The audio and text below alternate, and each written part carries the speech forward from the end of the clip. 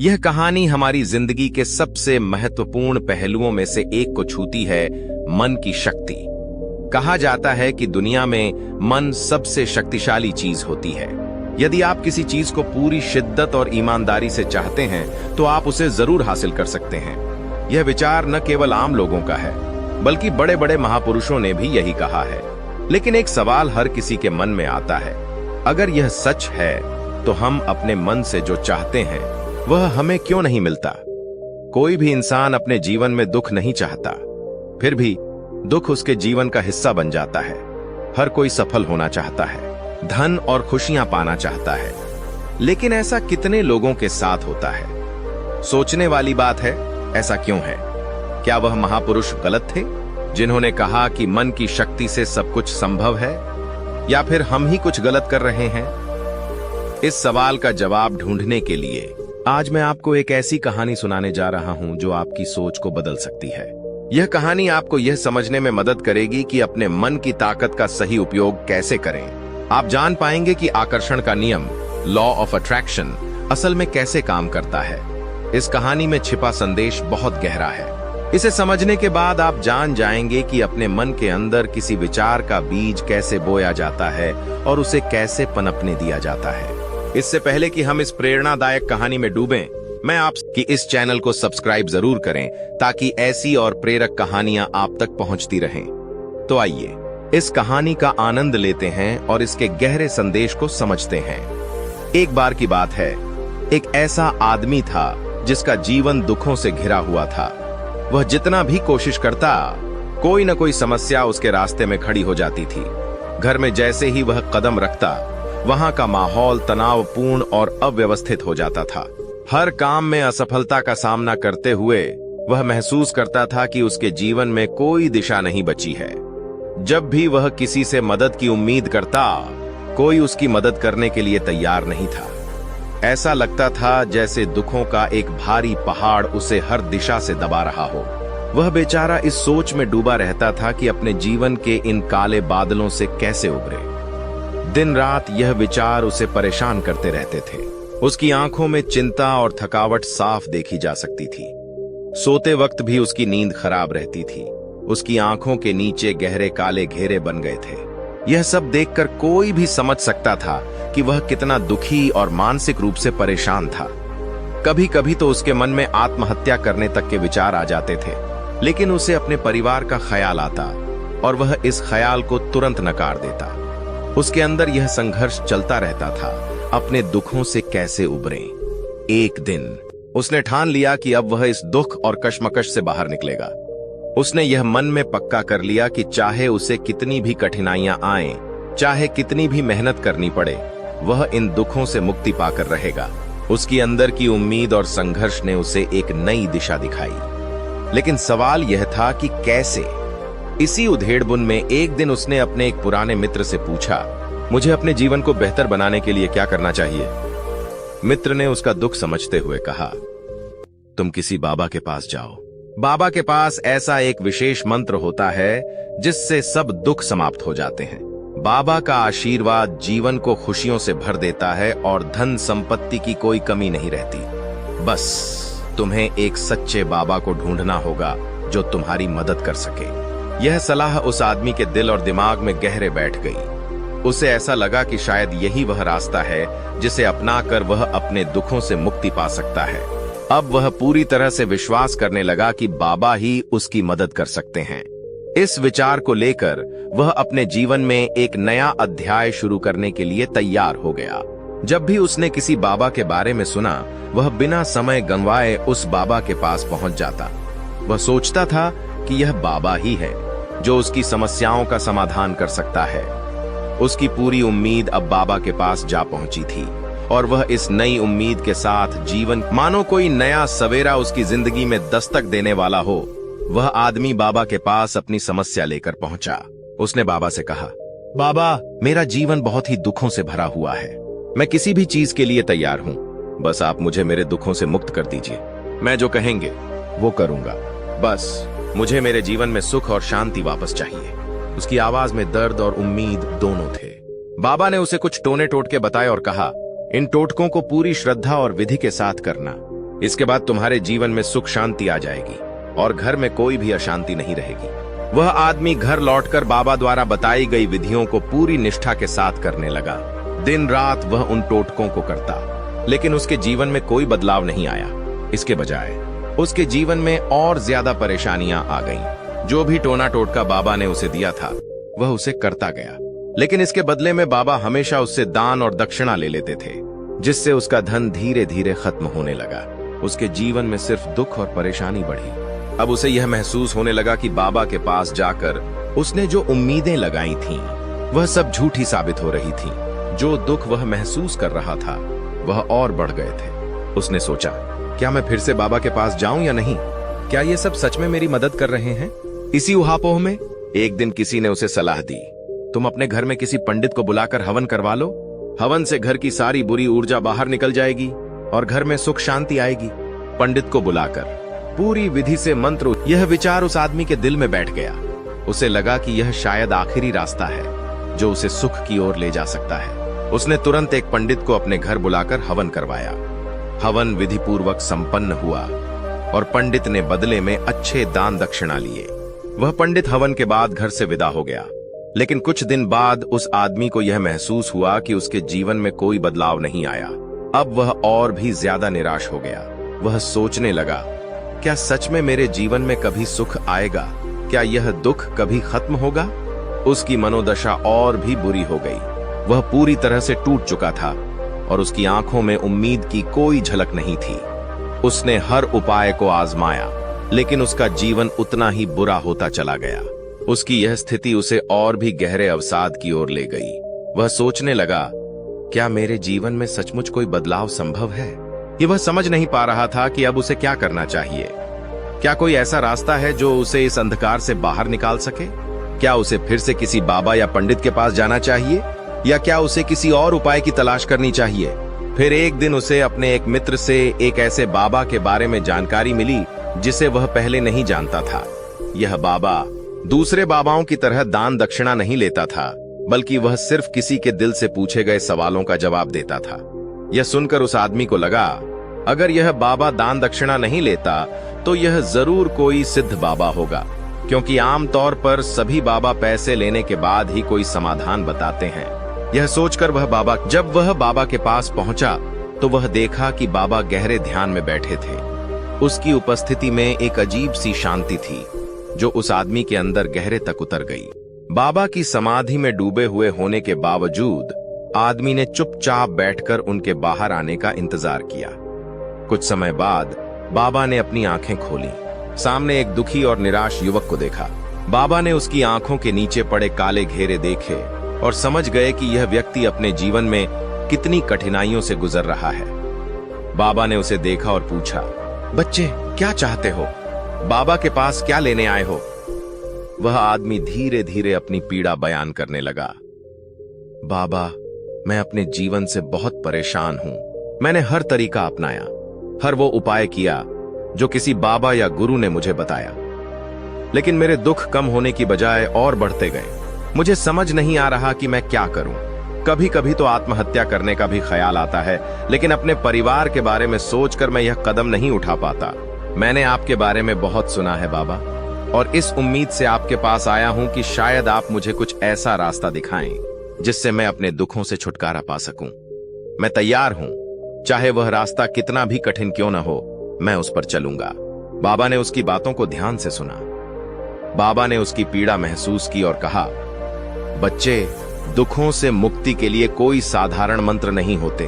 अगर तुम्हें सच्चे और प्रभावी मंत्र का लाभ उठाना है तो तुम्हें कुछ करना होगा। तुम कुछ कर सकते हो। उस आदमी ने सोचा, यह बाबा भी मुझसे दान या दक्षिणा ही मांगेंगे जैसे बाकी सब लोग करते हैं, लेकिन उसे और कोई रास्ता नहीं दिख रहा था। तो उसने कहा, बाबा, जितनी भी दक्षिणा आपको चाहिए मैं देने के लिए तैयार हूं। बस आपका मंत्र सच्चा होना चाहिए और वह मेरे जीवन में बदलाव लाए। इसके बाद जो भी आप कहेंगे मैं वह सब करूंगा। बाबा मुस्कुराए और बोले, दक्षिणा तो बहुत छोटी चीज है, मुझे वह नहीं चाहिए। फिर बाबा ने उसे गंभीरता से देखा और कहा, तुम मुझे इतना दीनहीन नहीं समझ सकते। जो मैं तुम्हें बताने जा रहा हूं वह कोई सामान्य मंत्र नहीं है, यह बहुत कठिन होगा। क्या तुम तैयार हो? उस आदमी ने तुरंत कहा, बाबा, मैं तैयार हूँ। आप मुझे बताइए, मुझे क्या करना होगा? बाबा ने उसे कहा, तुम्हें इस मंत्र को पूरे दिल से करना होगा। जब तुम घर लौटकर चल रहे हो तो रास्ते में सिर्फ एक बात दोहराते रहना, मैं सुखी हूँ, मैं सुखी हूँ, मैं सुखी हूँ। तुम इसे केवल अपने मन में दोहराओ, लेकिन तुम्हारे होठों से यह शब्द बाहर नहीं आना चाहिए। इसे सिर्फ मन में दोहराते रहना है। वह आदमी थोड़ी देर सोच में डूबा रहा। फिर उसने बाबा से पूछा, बाबा, यह छोटा सा मंत्र मुझे क्या असर दिखाएगा? क्या इससे सचमुच मेरे दुख कम होंगे? बाबा ने कहा, तुमने अब तक कितने ही मंत्र किए हैं, फिर भी तुम्हारे जीवन में कोई बदलाव नहीं आया। तो इस मंत्र को भी करके देखो और तुम महसूस करोगे कि क्या यह काम करता है या नहीं। वह आदमी सोचने लगा, यह मंत्र तो छोटा सा है और बाबा दान दक्षिणा भी नहीं ले रहे, तो क्यों ना इसे आजमाया जाए। उसने एक निश्चय किया और कहा, ठीक है बाबा, मैं यह मंत्र जरूर करूंगा। वह आदमी यह कहकर बाबा के पास से उठकर जाने लगा, लेकिन जैसे ही वह कुछ कदम आगे बढ़ा, पीछे से बाबा की आवाज आई, बच्चे, एक बात याद रखना, जब तुम यह मंत्र अपने मन में दोहराओ तो तुम्हारे मन में किसी भी प्रकार के अन्य विचार नहीं आने चाहिए, विशेषकर बंदर के विचार। यदि ऐसा होता है तो मंत्र का असर नहीं होगा। वह आदमी रुककर बाबा से बोला, बाबा, मुझे तो कभी भी बंदर का कोई विचार नहीं आता, तो अब क्यों आएगा? आप चिंता मत करिए, मैं सिर्फ और सिर्फ यही दोहराऊंगा कि मैं सुखी हूं, मैं सुखी हूं। इसके अलावा मेरे मन में कोई और विचार नहीं आएगा। यह कहकर वह आदमी अपने रास्ते पर चल पड़ा। जैसे जैसे वह अपने मन में मैं सुखी हूं का मंत्र दोहराते हुए आगे बढ़ रहा था, अचानक उसकी सोच में एक बंदर का ख्याल आया। वह कुछ पल के लिए चौंका, क्योंकि उसे याद आया कि बाबा ने कहा था कि कोई भी अन्य विचार नहीं आना चाहिए। वह इस ख्याल को जल्दी से मन से बाहर करने की कोशिश करने लगा, लेकिन उसका मन शांत नहीं हो रहा था। फिर अचानक उसने देखा कि सामने एक बंदर खड़ा था। यह देखकर उसके मन में बंदर का ख्याल फिर से उठ गया। अब वह और भी परेशान हो गया, क्योंकि वह चाहकर भी बंदर के विचार को अपने मन से बाहर नहीं निकाल पा रहा था। फिर वह सोचने लगा, यह क्या हो रहा है? बाबा ने कहा था कि मुझे केवल सुखी होने का विचार करना चाहिए, लेकिन अब यह बंदर क्यों मेरे मन में आ रहे हैं? वह घर की ओर बढ़ता रहा, लेकिन उसके मन में यही उथल पुथल चलती रही। घर पहुंचकर उसने अपनी पत्नी से कहा, बंदरिया, मुझे खाना दो। अचानक उसे एहसास हुआ कि उसने क्या कहा। वह खुद को कोसने लगा, अपने बाल नोचने लगा और दीवारों में सिर मारने लगा। वह खुद से ही पूछता, आज तक तो मुझे बंदर का कोई ख्याल नहीं आया, लेकिन अब तो हर जगह बंदर ही बंदर दिखाई दे रहे हैं। ये कैसी माया है? वह रात भर परेशान रहा, करवटें बदलता रहा और सो नहीं सका। अगले दिन सुबह सुबह वह फिर से बाबा के पास पहुंचा। वह बाबा के चरणों में गिर पड़ा और कहने लगा, बाबा, आज तक तो मुझे बंदर का कोई ख्याल नहीं आया था, लेकिन जब से आपने मुझसे कहा कि बंदर का ख्याल नहीं आना चाहिए, तब से हर जगह मुझे बंदर ही बंदर नजर आ रहे हैं। आप क्या चमत्कार कर रहे हैं? पेड़ पर बैठे हुए बंदर को भी मैंने केले खाते देखा। यह सुनकर बाबा मुस्कुराए और फिर हंसते हुए बाबा ने गहरी आवाज में कहा, बच्चा, मन का जाल एक ऐसा जाल है जिसे समझना आसान नहीं है। यह मन जैसे एक बेतहाशा जंगल होता है, जिसमें हर एक विचार, हर एक भावना, एक पेड़, एक शाखा, एक पत्ते की तरह उगती रहती है। बंदर तो तुम्हारे रास्ते में पहले भी आते थे। जब तुम मेरे पास आए थे तो इन पेड़ों पर यही बंदर खेल रहे थे, पर तुम तब उन्हें नहीं देख पाए, क्योंकि तुम्हारा ध्यान इन बंदरों पर नहीं बल्कि केवल अपने दुखों पर था। तुम्हारे मन में सिर्फ यही चिंता थी कि मैं दुखों से कैसे बाहर निकलूं। बाबा ने फिर समझाया, तुमने कभी यह महसूस किया है कि जो चीज हम वही चीज हमारे मन में अधिक जगह बना लेती है। हमारी कोशिश यह होती है कि हम उससे छुटकारा पाएं, लेकिन जब हम बार बार उस चीज के बारे में सोचते हैं तो वह हमारे अंतर मन में गहरे समा जाती है। यही कारण है कि दुख हमसे चिपक जाते हैं। जब तक तुम उस चीज से दूर भागने के बारे में सोचते रहोगे, तब तक वह चीज तुम्हारे भीतर अधिक गहरे प्रवेश करती जाएगी, और जैसे जैसे तुम उससे छुटकारा पाने के लिए लड़ते रहोगे, वह उतनी ही गहरी तुम्हारे मन में बैठती जाएगी। बाबा ने अपनी बात जारी रखते हुए कहा, हम हमेशा यही चाहते हैं कि हमारी जिंदगी में सुख हो, हम सुखी होते हों, हम खुश रहें। हम अपने होठों से बोलते रहते हैं, मैं सुखी हूं, मैं सुखी हूं, लेकिन क्या तुम जानते हो कि जब तक यह मंत्र तुम्हारे भीतर गहराई से नहीं बसता, तब तक केवल शब्दों से कुछ नहीं बदलता। हमारा मन और हमारे विचार इस पर विश्वास नहीं करते। तुम्हारे विचारों में जब तक असल सुख नहीं समाता, तब तक तुम्हारी जुबान से कहा गया मैं सुखी हूं कोई असर नहीं डाल पाता। आदमी ने बहुत ध्यान से बाबा की बातें सुनी और पूछा, बाबा, यह मंत्र हमारे अंतर्मन में कैसे प्रवेश करेगा? कैसे हम अपने दुखों से मुक्ति पा सकते हैं? बाबा ने एक गहरी सांस ली और कहा, बच्चा, सबसे पहले तुम्हें अपने दुखों से लड़ना बंद करना होगा। जब तक तुम दुखों के बारे में सोचते रहोगे, तब तक वे तुम्हारे मन में गहरे समाते चले जाएंगे। तुम जितना उन दुखों को दूर करने के बारे में सोचोगे, उतना ही वे तुम्हारे भीतर ज्यादा घर बना लेंगे। याद रखना, जिस दिन तुम उन दुखों को छोड़ने के बारे में सोचना बंद कर दोगे, उस दिन से दुख तुम्हारी जिंदगी से गायब हो जाएंगे। बाबा ने उदाहरण दिया, मान लो तुम शराब छोड़ना चाहते हो या धूम्रपान छोड़ना चाहते हो। तुम्हारा मन हमेशा इस संघर्ष में लगा रहता है, मैं यह छोड़ दूं, वह छोड़ दूं। लेकिन क्या होता है, तुम फिर वही करते हो जो तुम नहीं चाहते थे। इसका कारण यह है कि तुम उस चीज को जितना ज्यादा सोचते हो, वह उतनी ही तुम्हारे मन में गहरी समाती जाती है। तुम्हारे मन में केवल उस चीज के बारे में ही विचार आते रहते हैं, और तुम जितना उससे लड़ने की कोशिश करते हो, वह उतना ही तुम्हारे करीब आता जाता है। बाबा ने एक गहरी मुस्कान के साथ कहा, तुम्हें उसे छोड़ने की बजाय उसे नजरअंदाज करना होगा। किसी भी चीज से लड़ने का कोई मतलब नहीं है, क्योंकि जब हम उससे लड़ते हैं, तब हम उसे और ज्यादा ताकत देते हैं। तुम्हारा मन उसे और गहरे पकड़ लेता है। इसे छोड़ दो, उसे अपनी जिंदगी में ऐसे आने दो जैसे वह कोई मुद्दा न हो। वह चीज अपने आप दूर हो जाएगी जब तुम उसके बारे में सोचना ही छोड़ दोगे। फिर बाबा ने कहा, अगर तुम अपने जीवन में सचमुच कोई बदलाव चाहते हो, तो तुम्हें सबसे पहले अपने विचारों को बदलना होगा। तुम्हारा मन जिस चीज को सोचता है, वही तुम्हारे जीवन में घटित होती है।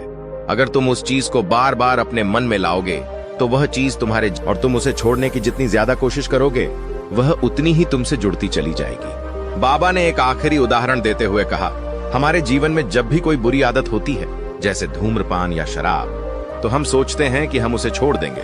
हम अपने आप से वादा करते हैं, लेकिन फिर भी हम उसी आदत में फंस जाते हैं। क्यों? क्योंकि हम उसके बारे में ज्यादा सोचते हैं, और जितना हम उस पर ध्यान केंद्रित करते हैं, वह उतना ही हमारे जीवन में जगह बना लेती है। बाबा ने गहरी दृष्टि से कहा, तुम जो भी पाना चाहते हो, वह पहले तुम्हारे अंतर्मन में आना चाहिए। एक बार जब वह विचार तुम्हारे मन में समा जाए, तो फिर तुम्हारे जीवन में कोई रुकावट नहीं आएगी। सफलता आसान हो जाएगी, क्योंकि तुमने उस लक्ष्य को अपने मन में बैठा लिया है। यही है असली मंत्र। आखिर में बाबा ने मुस्कुराते हुए कहा, दोस्तों, अगर तुम्हें इस कहानी से कुछ समझ में आया हो, तो कृपया कमेंट में बताएं। अगर आपको यह कहानी पसंद आई हो, तो इस चैनल को सब्सक्राइब करना न भूलें। हम अगली बार फिर मिलेंगे और नई प्रेरणा के साथ आएंगे। तब तक अपना ख्याल रखें और अपने जीवन को बेहतर बनाने के लिए इस मंत्र को जीवन में उतारें। समाप्ति पर बाबा ने कहा, जब तुम दुखों से लड़ना बंद करोगे, तब दुखों से मुक्ति पाओगे, क्योंकि हर बार जब तुम उन्हें अपने मन में लाते हो, वे और गहरे तुम्हारे भीतर समाते जाते हैं। इसलिए अब तुम्हारा समय आ गया है। अपने मन की शक्ति को पहचानो और अपने जीवन को बदल डालो।